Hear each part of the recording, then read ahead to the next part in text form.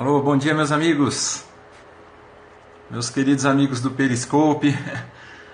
Tudo bem, pessoal? Que bom, a galera entrando aí, fico muito feliz que estamos aqui mais uma vez para conversarmos um pouquinho, né, sobre o nosso novo Código de Processo Civil, para a gente poder então continuar a nossa abordagem sobre os dispositivos, né, seguindo evidentemente essa ordem numérica, né? Um grande abraço a todos que estão entrando aí, meu querido amigo Renato de Jacutinga, enfim, a todos que estão, vou saudá-lo, na pessoa da Daniela Scanoni também, que está sempre conosco, saudando a todos os demais amigos que estão chegando, né? Vamos lá, pessoal, eu estou bem sim, Gessa LM, né? Aleluia, estou bem sim, graças a Deus. Eu estou tentando fazer de tudo, pessoal, para entrar com mais frequência, né, no Periscope, mas confesso a vocês que a correria tem sido muito grande. Eu estou terminando alguns livros, logo a gente vai, né, divulgar aí para todos, vamos colocar aí nas nossas redes sociais e o tempo está muito curto mesmo, então eu peço desculpas, mas enfim, o tempinho curto que a gente tiver nós vamos tocando. Pois é, Marguete Dias, o aparelho tá indo, né, dá para perceber. O aparelho está aqui firme e forte, vamos lá pelo menos por uns 4 meses aí com esse aparelhinho aqui nos dentes e enfim, acho que faz parte, né? Eu não me cuidei quando eu tirei meu aparelho e infelizmente não usei aquela plaquinha, né, que a gente tem que usar no céu da boca, aí os dentes moveram um pouquinho, mas enfim, é problema de DNA, né, de data de nascimento avançada, literalmente, né? Mas vamos lá, pessoal, vamos falar do artigo 18? Vamos bater um papinho sobre ele?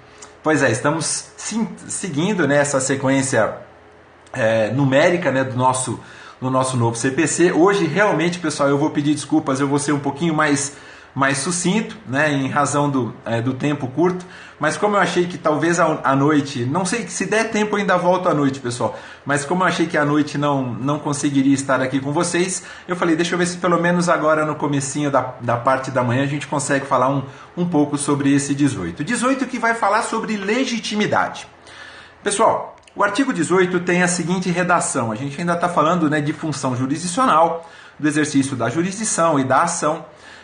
E o artigo 18 nos diz o seguinte: ninguém poderá pleitear direito alheio em nome próprio. Ninguém poderá pleitear direito alheio em nome próprio, salvo quando autorizado pelo ordenamento jurídico. Qual é o artigo correspondente no CPC vigente, pessoal? O artigo correspondente no CPC vigente é o 6º, então para quem gosta de fazer as comparações, e eu acredito, eu volto a dizer, muita gente vem me perguntando assim, boa Rafa Lopes, aí está sempre com a gente. Algumas pessoas costumam perguntar, Maurício, se cair na primeira fase agora, nesses concursos de 2016, já principalmente nesse primeiro semestre, alguma perguntinha relacionada ao CPC de 2015, fazendo comparação ao CPC de 73, eu imagino que essa pergunta vai envolver comparação mesmo de dispositivos, como a Rafa Lopes já está colocando aí, né? E qual é a diferença do caput do 18 para o caput do artigo 6º? Vejam que o 18 troca lei por ordenamento jurídico. Então nós ficamos, obviamente, né? Opa, muito obrigado, Lua Soares Garcia. Olha só, a explanação da aula passada foi a primeira questão do concurso para o MP do Mato Grosso do Sul. Fico muito feliz, muito orgulhoso. Mas enfim, o dispositivo, ele troca lei, né, o novo dispositivo, por ordenamento jurídico. Percebam que é uma amplitude maior, né? Nós não estamos falando de lei propriamente dita. Nós estamos falando de ordenamento jurídico, abrangendo lei, abrangendo norma e por aí vai, né? Não é o momento para nós destacarmos isso. Mas enfim, pessoal, de qualquer maneira, o que é importante, meus papéis aqui estão caindo aqui, pessoal. O que é importante a gente destacar, né, em relação a esse dispositivo, especificamente, né, ao artigo 18. Sempre que a gente falar de legitimidade, né, nós temos que pensar naquela clássica divisão que a doutrina nos passa. Qual é essa divisão, pessoal? Vocês lembram?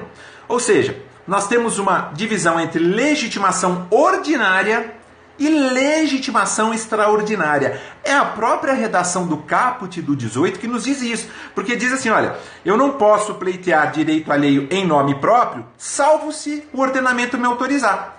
Se nós tivermos uma menção no ordenamento expressa de que é possível pleitear em nome próprio direito alheio, óbvio que eu tenho então autorização legal para isso.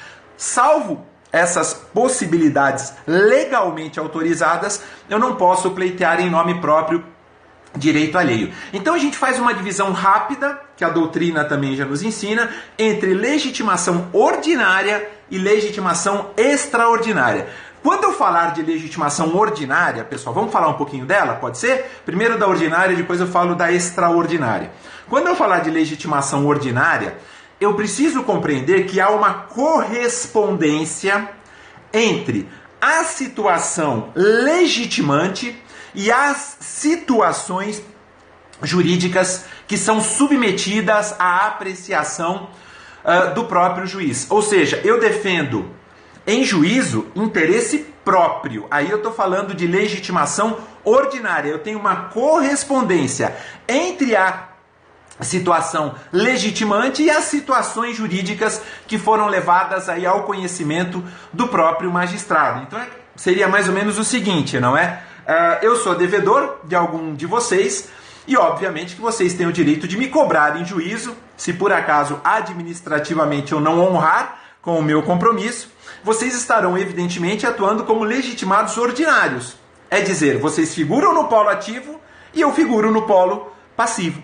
Dentro dessa situação a gente fala obviamente de legitimação ordinária. A regra geral volto a dizer, eu anotava muito isso, pessoal, na época que eu estava na faculdade, né, nos bancos acadêmicos. A regra geral é correspondência, tá bom? Então vale a pena dar essa dica para vocês. Há uma correspondência dos figurantes, né, do processo, né, com os sujeitos da lide. É o natural, Lua Soares Garcia, sem sombra de dúvidas.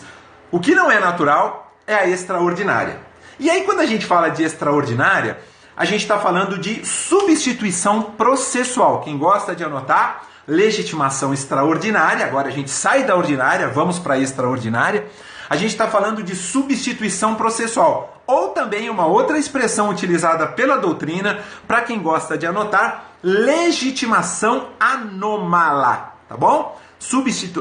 Legitimação extraordinária, substituição processual ou legitimação anômala. Se na ordinária, a palavrinha-chave que eu falei para vocês, qual que era, pessoal? Correspondência, não é? Entre a situação legitimante e as situações jurídicas que são submetidas à apreciação do juízo, na extraordinária nós não podemos falar nessa correspondência. Ou seja, não há correspondência total entre a situação que legitima, ou seja, a situação legitimante, e as situações jurídicas que são submetidas à apreciação do juízo. Por isso que se fala no artigo 18 que a legitimação extraordinária, né? Ou seja, fora da ordem, fora do natural, fora do normal, é o quê? Poder defender direito alheio em nome próprio. Essa é a chamada legitimação extraordinária. Defender direito alheio em nome próprio. E obviamente que assim se dá através daquilo que nós chamamos de substituição processual. E obviamente também que essa substituição processual ela se dará quando houver autorização do próprio ordenamento jurídico. Tá bom, pessoal? Não se esqueçam disso então, né? Nós temos a ordinária e temos a extraordinária. Para quem não anotou aí, vamos lá, pessoal, ou para quem anotou, só para a gente lembrar, mas não vale olhar, tá bom? Nem para aqueles que anotaram, não vale olhar na anotação, não. Eu perguntaria para vocês, quais são as outras expressões que nós poderíamos utilizar para a chamada legitimação extraordinária? Quais são, pessoal? Vamos lá? Se alguém puder escrever aí, a legitimação extraordinária também é chamada de substituição processual, ou também chamada de legitimação anômala. Isso, pessoal, muito bem, parabéns, exatamente. Por que eu falo isso para vocês, né? Tem muita gente que deve falar, nossa, Maurício, isso é básico, isso eu já sei. Quando fala de legitimação extraordinária, eu já lembro do MP, né? Eu já lembro na tutela dos direitos difusos e coletivos. Isso é a coisa mais fácil do mundo. Pois é a coisa mais fácil do mundo, cai na primeira fase e muita gente erra. Não é isso, pessoal? Então a gente precisa relembrar, né? O nosso cérebro, ele trabalha mais ou menos assim, com a repetição de ideias, né? Nós precisamos sempre estar, e até porque são tantas informações, né, tantas disciplinas que caem na primeira fase, a gente precisa sempre fazer essa recordação, né, fazer essa lembrança, por mais óbvio que pareça e por mais assim sedimentado na nossa mente que nós já tenhamos esse pensamento. E cai, como a Lua Soares Garcia falou, cai em forma de pegadinha. Então é importante a gente revisar, são conceitos básicos, né, que nós precisamos lembrar. Aproveitando, eu fiz umas anotaçõezinhas aqui, pessoal, queria só aproveitar e perguntar para vocês aqui, olha. Eu queria muito ver o que vocês me dizem a respeito desse entendimento. Eu vou ler para vocês uma frase. Eu não vou dizer para vocês, e aí fica legal porque fica essa interação, né? Não sei se vocês gostam, mas eu acho que é bem interessante, pessoal, né? Para não ficar um monólogo, eu venho aqui, falo 10 minutinhos, vou embora, legal, o Maurício fez um periscope. Não, vamos fazer um periscope com uma aproximação com vocês também. E eu vou dar um tempinho, né, para vocês me dizerem se essa frase está correta ou não, que eu vou mencionar agora. A gente está acabamos de falar de legitimação extraordinária. Depois eu tenho que falar do parágrafo único ainda do artigo 18, né? Mas acompanhem comigo, vejam só que interessante.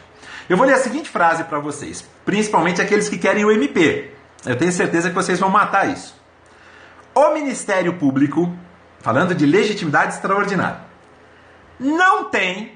o MP não tem legitimidade para pleitear em ação civil pública, em ACP, em ação civil pública, a indenização decorrente do DPVAT em benefício do segurado. Essa frase é verdadeira ou é falsa? Eu vou repetir, já que a gente está no mês de janeiro, tem que pagar o IPVA do veículo, não é? Tem que pagar IPTU, é o mês dos impostos, é o mês dos tributos. Eu vou repetir para a Lua Soares Garcia, já automaticamente já deu sua resposta. Olha lá, pessoal. O MP não tem legitimidade para pleitear em ação civil pública a indenização decorrente do DPVAT em benefício do segurado. Maravilha, pessoal, todo mundo está acertando. Essa é a súmula 470 do STJ. Quem quiser anotar, pode anotar, não esqueça. Cai muito, e como a Lua Soares Garcia falou, ela foi a primeira a responder que é falsa, realmente essa afirmação é falsa, cai muito, em primeira fase, esse tipo de pegadinha. E em todos os concursos, viu, pessoal? Tá bom? Só para deixar bem claro para vocês. Isso não é só em concurso. Outro dia me falaram assim, mas Maurício, isso pode cair em concurso para analista? Tem muitas questões que caem em concurso de analista para qualquer tipo para qualquer tribunal, como também cai em concurso para magistratura federal.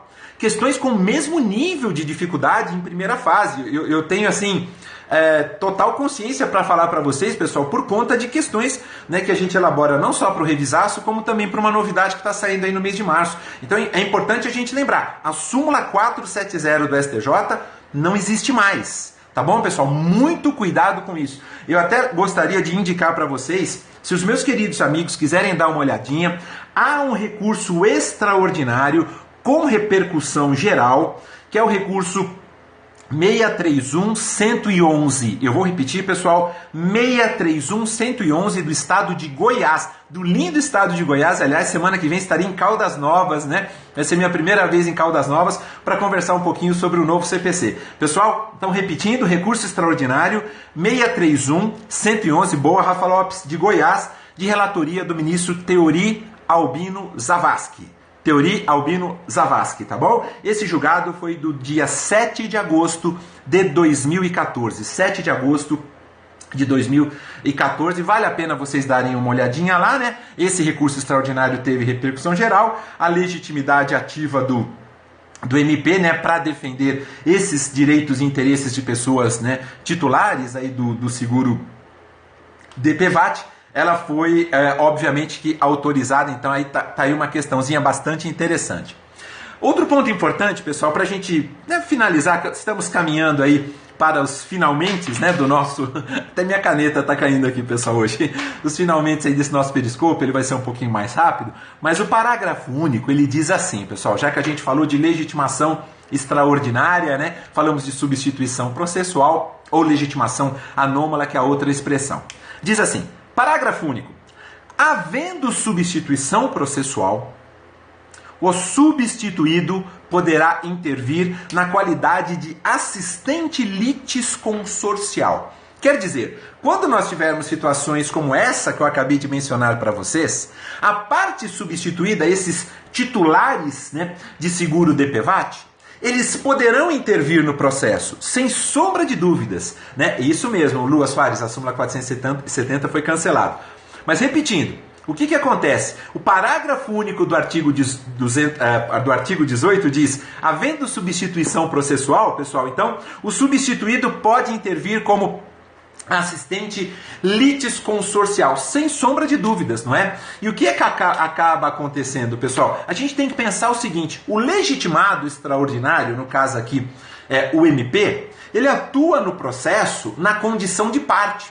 E a gente tem que lembrar, além disso também, né, que essa substituição, ela não é só no polo ativo, é muito mais comum. Isso já foi perguntinha de exame oral, vocês acreditam? Pois é. Se a legitimação extraordinária só acontece no polo ativo. Não, é muito mais comum no polo ativo, mas eu posso ter também no polo passivo. A gente pode conversar sobre isso num outro dia, pessoal, aqui no Periscope, sobre a legitimação extraordinária no polo passivo. Mas só para deixar bem claro também, viu, pessoal? Não se esqueçam, não é porque o MP é um legitimado extraordinário que ele não pode, por exemplo, sofrer sanções processuais. Pode sim. Por exemplo, pode acontecer do próprio MP, como legitimado extraordinário, litigar de má fé. Pode ou não pode, pessoal? Né? A figura do legitimado extraordinário também não pode sofrer sanções processuais? Ele também não pode sofrer sanções processuais decorrentes, por exemplo, da litigância de má-fé? Sem sombra de dúvidas que pode. Então essa informação é extremamente importante que eu queria dizer para vocês, mas só lembrando, os substituídos, quando o legitimado extraordinário estiver ali defendendo em nome próprio direito alheio, os substituídos poderão ingressar nos autos e ingressarão na qualidade de assistente litisconsorcial. Aí outro dia perguntaram assim: mas Maurício, o assistente litisconsorcial, qual é a diferença basicamente dele em relação ao assistente simples? O assistente litisconsorcial é aquele cidadão que tinha tudo para ser parte, não é? Imaginem aqui os titulares, né? As pessoas titulares, por exemplo, do seguro DPVAT. Eles tinham tudo para obviamente figurarem, né, como titulares. Mas o que é que acaba acontecendo? O MP, por ter legitimidade extraordinária para tanto, ele acaba atuando na defesa, né, dos interesses dessas pessoas titulares do seguro DPVAT. Quer ingressar nos autos. Quero ajudar o MP nessa demanda em que ele é o legitimado extraordinário. Eu sou, obviamente, um titular do seguro DPVAT. Eu posso fazer? Claro que pode. Ingresse na qualidade de assistente litisconsorcial. E como você tinha tudo para ser parte, você vai poder atuar como se fosse, exercendo todas as possibilidades, né? Atuando com todas as possibilidades inerentes a quem é parte. Você só não figurou como parte ativa. Foi o MP. Quer ajudá-lo? Ajude. Assista-o, né, na qualidade de assistente litisconsorcial. Perfeito, pessoal? E não de assistente simples, né? Não é um mero espectador, né? Para o assistente simples, normalmente é assim que ele atua. O litisconsorcial, não, ele fala: eu quero ingressar nos autos, vou embora, eu quero ir até o fim, eu quero me manifestar, né? Eu quero recorrer, eventualmente, ou seja, falando dos poderes do assistente litisconsorcial, conforme nós mencionamos. E, pessoal, essa é a distinção básica, né, então, entre legitimação ordinária, legitimação extraordinária, e atentem para este parágrafo único do artigo 18. Não tem correspondente no CPC de 73. O parágrafo 18, então, só dizendo que, obviamente que, havendo substituição processual, quem for substituído poderá ingressar no feito na qualidade de assistente litisconsorcial. Essa é uma novidade, pessoal, né? Não se esqueçam, é uma novidade do nosso novo Código de Processo Civil. Bom, pessoal, para finalizar, uma perguntinha que também é muito comum, aos amigos que estão formulando perguntas, eu vejo que de vez em quando aparece alguma aqui, até acho que, se eu não me engano, a Lua Soares Garcia, minha querida amiga, fez. Pessoal, se eu não conseguir responder aqui, podem me enviar o e-mail, tá bom? Eu tento, dentro do possível, responder para vocês. O meu e-mail é cunhaprocivil@gmail.com. Cunha, meu sobrenome, né, de processo civil, @gmail.com. Combinado, pessoal? Podem me escrever, não tem problema nenhum. Bom, meus amigos, eu queria perguntar para vocês, Andressa, essa questão é extremamente polêmica, né? Depois eu posso até te responder também com mais calma. Mas vamos lá, pessoal. A última pergunta, para a gente finalizar. Pronto, a Rafa Lopes, a querida amiga do Rio de Janeiro, né, Rafa? Já escreveu aí para nós. Obrigado, Lu, obrigado pela compreensão, minha amiga. Distinção, para nós finalizarmos. Perguntinha ótima para a primeira fase. Isso já foi perguntado em exame oral também. Qual é a diferença, pessoal, entre substituição processual e sucessão processual? Essa é para a gente fechar com chave de ouro, pessoal. Qual é a diferença entre substituição processual e sucessão processual? Alguém quer arriscar? Senão eu já vou falar automaticamente. Sei que tem uma diferençazinha aí, não é, pessoal? Tem um timing, né, para que vocês então recebam a minha pergunta. Mas vamos lá. Na substituição processual, pessoal, a gente pode dizer o seguinte, olha, anotem isso é muito importante. Nós não temos troca de sujeitos processuais, tá bom? Na substituição, a gente acabou de falar assim, não há uma alteração da relação processual na substituição, né? Quando o MP, por exemplo, atua ali como legitimado extraordinário, nós não temos troca de sujeitos. O MP está ali atuando porque ele tem autorização do ordenamento jurídico e, obviamente, ele está defendendo em nome próprio direito alheio. É diferente do que ocorre na sucessão processual. Quando a gente fala de sucessão, né, a gente fala um sujeito acaba sucedendo o outro no processo, ele assume a sua posição processual. Ele acaba assumindo a sua posição jurídica, né, processualmente falando. Nós temos uma troca de sujeitos no processo, não é, pessoal? Por exemplo, no caso de morte, eu falo no caso de morte em substituição processual ou eu falo em sucessão processual? Vamos ver se vocês compreenderam essa distinção. Boa, Claudinha Amor, você já está falando aí de herdeiros. Ótimo, já é um perfeito caminho. Muito bem, um caminho muito bem, né, delineado. Aí a gente fala de sucessão. Exatamente, no caso de morte, nós temos o quê, pessoal? Uma troca de sujeitos no processo. Vou complementar, pessoal, vou fazer mais uma perguntinha para a gente acabar, para a gente ir para os finalmente, né? Quando eu tenho a incorporação de uma pessoa jurídica por outra. Parabéns a todos os amigos, todos acertaram a sucessão. Perfeito, muito obrigado, pessoal. Agora, quando eu tenho uma incorporação de uma PJ por uma outra PJ. Nós temos numa hipótese, isso é muito comum na prática, né, pessoal? Nas demandas envolvendo pessoas jurídicas de grande porte, inclusive. Pergunto eu para vocês, quando há uma incorporação, ou uma fusão, pode ser fusão também de pessoas jurídicas, né? O que acaba acontecendo, pessoal? Isso é uma hipótese para a doutrina de substituição processual ou de sucessão? Claudinha, amor, perfeito, é uma sucessão, exatamente, tal qual ocorre com o falecimento, né, com a morte. Maravilha, pessoal, todos os meus queridos amigos estão aí acertando e eu fico muito feliz, pessoal. Gente, é isso, eu preciso infelizmente encerrar aqui. Eu fico muito feliz de vir falar com vocês no Periscope. Eu queria ficar o dia inteiro falando com vocês, né? Alguns perguntam assim para mim, até, Maurício, pô, você tá sempre falando sorrindo, né? Assim, mas é porque eu me sinto feliz. Eu sou uma pessoa feliz, né? Eu sou uma pessoa iluminada. Eu tenho saúde, eu tenho uma família linda, eu tenho uma esposa maravilhosa, amo o que eu faço.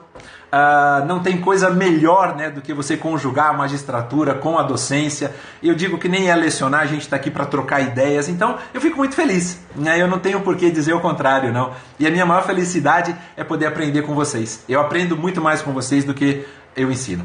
Isso não tenho nenhuma dúvida, não. Tá bom, pessoal? É isso, a gente encerra aqui hoje o artigo 18.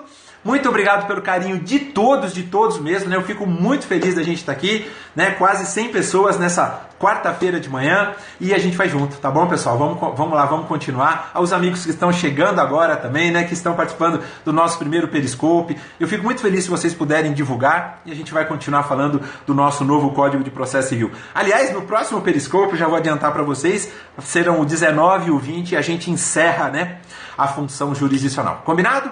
Grande abraço, um beijo para vocês aí, fiquem com Deus e uma excelente quarta-feira, pessoal. Até mais!